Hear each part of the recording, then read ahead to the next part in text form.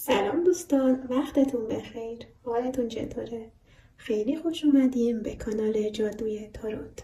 من لیلا هستم و با فال کراش در خدمتتونم. قراره جواب این سوال رو بگیریم که آیا رابطه عاشقانه‌ای بین ما شکل میگیره؟ دوستای عزیزم، این انرژی خانی تاریخ نداره و هر موقع که بهش برخوردی یعنی برای توه. قبل از اینکه شروع کنیم حتما ویدیو رو لایک و کانالمون رو سابسکرایب کنید، چون این انرژی خانی مخصوص اعضای کانالمونه. خب، آیا رابطه عاشقانه‌ای بین ما شکل میگیره؟ لطفا نیت کنید. آیا رابطه عاشقانه‌ای بین ما شکل میگیره؟ دوستای عزیزم، به نشانه همسو شدن با من و انرژی کارت ها لطفا یک جمله شکرگزاری مثل خدایا شکرت رو برام کامنت کنید. لطفا دقیق‌ترین نزدیکترین جواب رو بهمون نشون بده.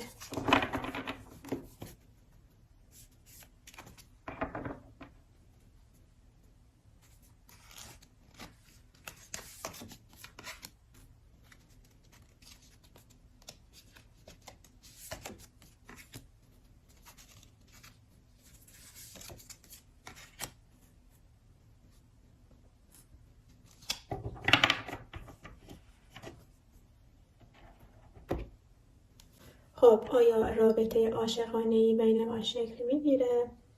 خب، اول در مورد احساسات حالا طرف مقابل یا همون کراشت بگم.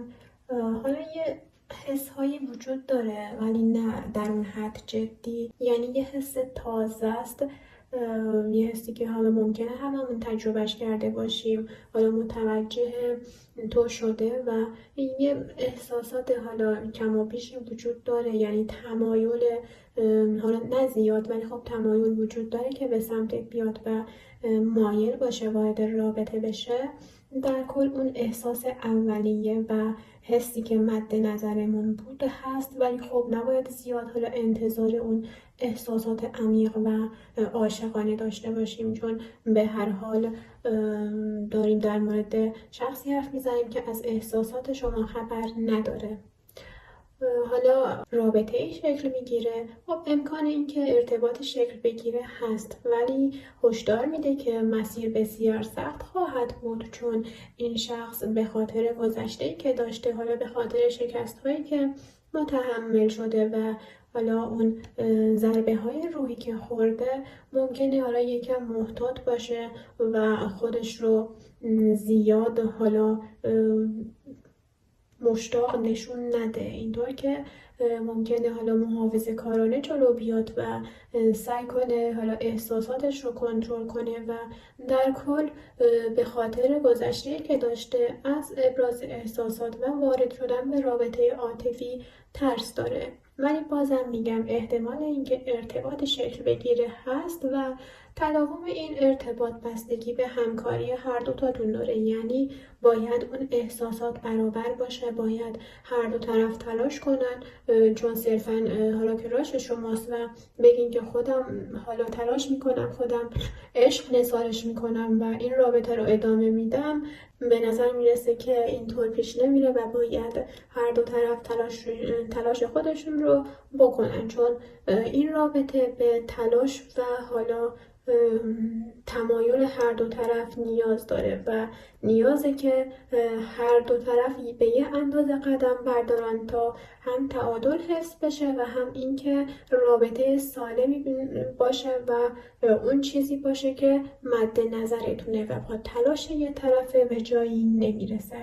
بازم میگم احتمال اینکه ارتباط شکل بگیره هست، ولی خب نیاز به تلاش بیشتر داره، نیاز به حوصله داره. اینکه یهویی اون رابطه رو بخوای و اون رابطه شکل بگیره امکان پذیر نیست، چون این شخص بسیار محتاطه و از گذشته که داشته ترسیده و سعی میکنه محتاط‌تر و سنجیده تر رفتار کنه.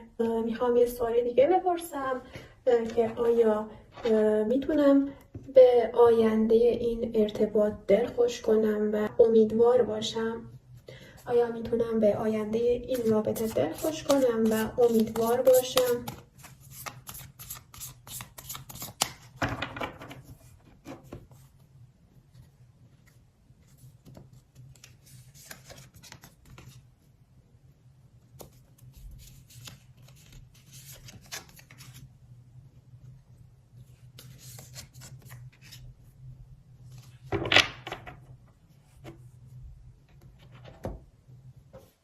به نظر میاد که پتانسیل دلخوش کردن و امیدوار بودن رو داره، یعنی به نظر میاد پتانسیل این رو داره که یه رابطه حالا خوب ازش در بیاد و پیوند عمیق شکل بگیره و حتی ممکنه یه ارتباطی باشه که خیلی حالا حسرتش رو بکشن و بخوان حالا داشته باشنش و چشمشون دنبال این ارتباط باشه و یه جورایی یه رابطه میشه گفت خیلی خوبی کلا ازش در میاد و پتانسیل این رو داره که امیدوار باشی و بگی که میتونم بهش دلخوش کنم. حالا زمان دقیقی نمیشه برای این ارتباط گفت، به این صورته که حالا زمانش حالا ممکنه سریع اتفاق بیفته، ممکنه یکم طول بکشه. در کل یه نوساناتی دیده میشه به این صورته که ممکنه شاید به طور حالا اتفاقی سریع پیش بره ولی شاید هم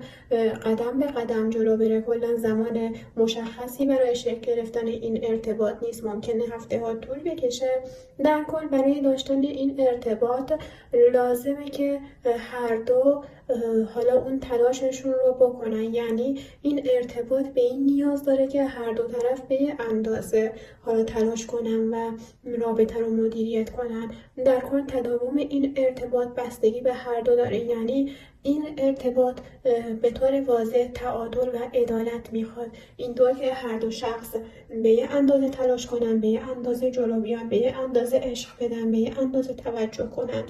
در کل این رابطه از شما تعادل میخواد. در کل اگه شرایط اوکی باشه و مشکلی توی راه نباشه ممکنه حتی خیلی سریع اتفاق بیفته. حالا ممکنه همه چیز طبق حالا اون چیزی که دوست داشتیم پیش بره و یه ارتباط خیلی خوب شکل بگیره. ولی خب اگه شرایط هم اوکی نبود حالا میشه با کمی تلاش و حالا حوصله میشه به سرانجام رسوند این رابطه رو، حالا این احساسات رو.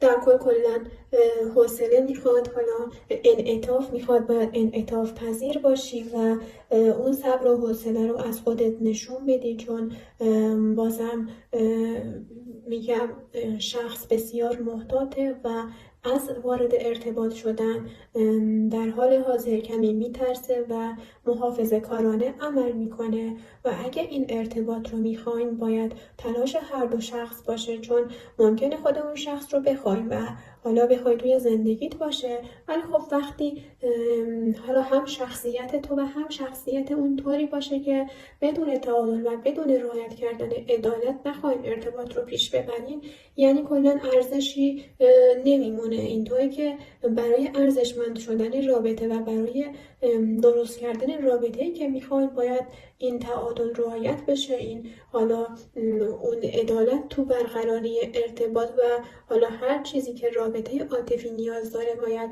عدالت رعایت بشه و این واقعا برای تداوم رابطه نیازه، چون غیر از این باشه کلا ارزشی نخواهد داشت و اون ارتباط شاید هم شکل نگیره و اگر هم شکل بگیره نتیجه‌ای نخواهد داشت.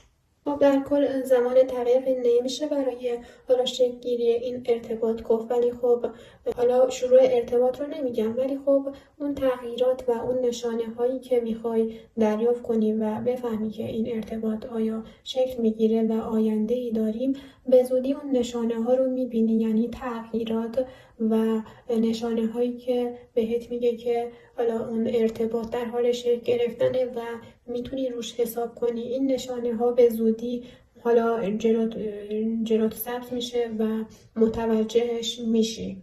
در کل این شخص نسبت به یه حسایی داره، حالا نمیگم حس عمیق ولی خب چیزی که انتظارش رو داریم هست و یه حس حالا ساده و سطحی میتونه باشه که حالا میتونه این حس با ارتباط گرفتن و شکل گرفتن رابطه پیشرفت کنه. در کل مسیر این رابطه آسون نخواهد بود، نیاز به تلاش داره، نیاز به صبر و حوصله داره، چون این شخص حالا گذشته‌ای داشته که باعث شده درد بکشه، باعث شده دل شکسته بشه و نسبت به رابطه محتاط‌تر و محافظه‌کارانه‌تر حرکت کنه. برای شکل گرفتن رابطه، برای تداوم رابطه، تعادل بین دو شخص نیازه، باید به یه اندازه عشق داده بشه، باید به یه اندازه تلاش و توجه داشته باشین. میتونه حالا این رابطه میتونه رابطه خوبی از آب در بیاد، پتانسیلش رو داره، ارزش حالا صبر کردن و امیدوار بودن رو داره، بازم تعادل نیازه، بازم تلاش دو طرفه نیازه و زمان دقیقی نمیشه برای این ارتباط گفت. کلا ممکنه حالا یه نشانه هایی ببینی، یه اتفاق هایی بیفته، ولی خب بازم تلاش نیازه و ممکنه هفته ها حتی چند ماه طول بکشه برای شکل گرفتن رابطه، ولی تغییرات و اون نشانه هایی که قراره ببینی به زودی ممکنه اتفاق بیفته و تو متوجه بشی که ارزش این رو داره که حالا به سمتش بری و منتظر شکل گرفتن این رابطه باشی. خب دوستان، ممنون که تا اینجای ویدیو با من همراه بودین. میبوسمتون، مراقب خودتون باشین. خدا نگهدار.